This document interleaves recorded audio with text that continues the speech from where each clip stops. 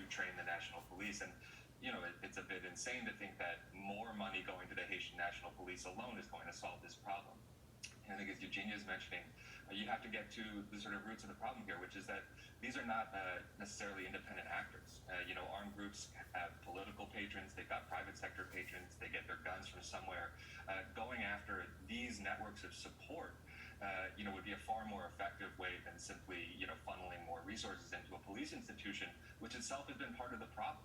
Right, and that's exactly the issue here. We've had a police force that's been politicized and still receiving millions of dollars from the international community. That model has failed. And Jake, just to follow up with you, how big of a problem is guns coming in from America? Oh, it's a huge problem. I think there's very little data, but I think it's pretty clear that the vast majority of weapons that are entering Haiti are likely coming from the United States. There have been a number of cases, but again, control of the ports. And I think when you're looking at what the international community can do, what the U.S. can do, enforce its own laws, right? Like Eugenia is saying, crack down on the arms trafficking, investigate the financial ties. Where's all this money going? What about the private sector actors who all have assets in the U.S. that are funding money and giving money to these gangs to carry out some of this activity? So looking at those areas and holding people actually accountable, I think would be a far more effective approach. Ambassador Guillaume, Jake Johnson just alluded to this about the billions of dollars that have come in aid to Haiti. We're talking about more than $13 billion of aid that's flowed into Haiti since 2010, since the earthquake in 2010. But there has been so little development to show for this. In the meantime, you have the police force that many say is weaker than the gangs. You have a government that's in a very weakened state. Why is this the case, and what can be done to turn things around?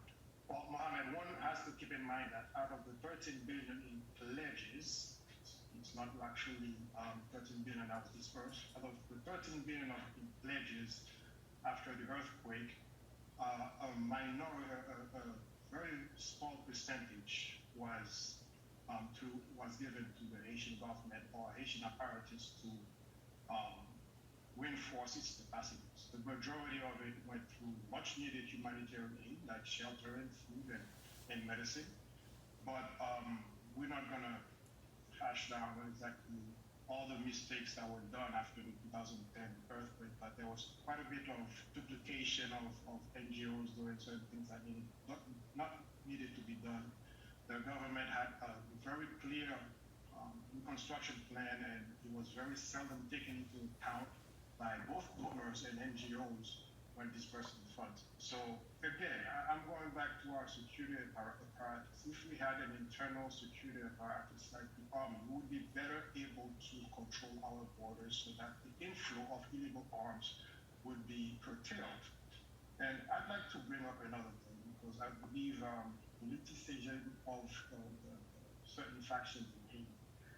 There's a Pandora's box that was open. The Pandora's box was open in terms of the politicized of criminal activities, and it's been open in a period where there are some deep political cleavages that are being mended, that have been tried being mended for the past few years, and all of this in a context of a political environment that has not been conducive to resolving those political cleavages.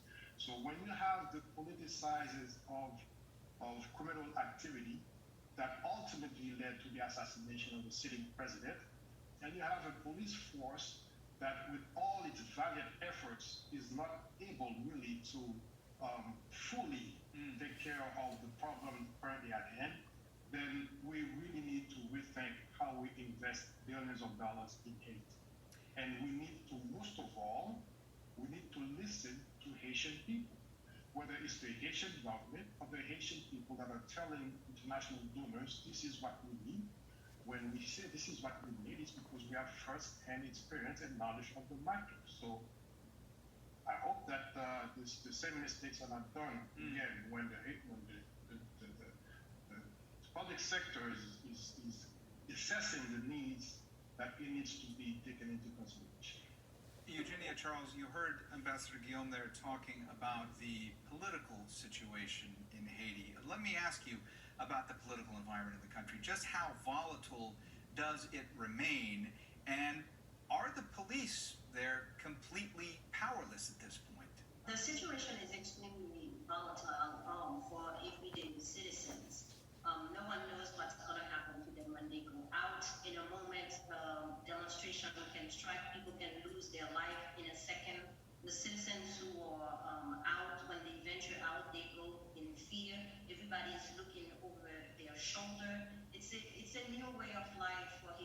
were not used to those kind of situation. In terms of the police, we understand they lack resources. Yes, the U.S. have provided a lot of training to them. The U.S. have provided a lot of money, but we have to also say no director of police get nominated in Haiti unless Pentagon and the State Department approve that individual. So really, how can we be a truly sovereign nation when our own police director cannot be selected by the Haitian people? So therefore, when you have a police director here, they are more responsible to respond to whatever demand the U.S. have than responding to the need of the Haitian populations. And looking at the police, we don't have sufficient police officers to provide security for the entire Haitian population. Combined with that, the few police that we have, the majority of them are detached politicians and members in the different ministry cabinets to provide them security, provide their family security, which leaves very few police officers to actually provide security to the citizens who are living here on a regular basis. So if the government wants to do something constructive, they need to reduce the number of police officers that are attached to ministers and their wives to make more police officers who provide security to the Haitians who are living in terror on a daily basis. And the resources, and we know there are a lot of state vehicles that are being used to do kidnapping. The government needs to get a handle of their cars and who's utilizing them in ways to terrorize the population and put an end to that. All right, well, we have run out of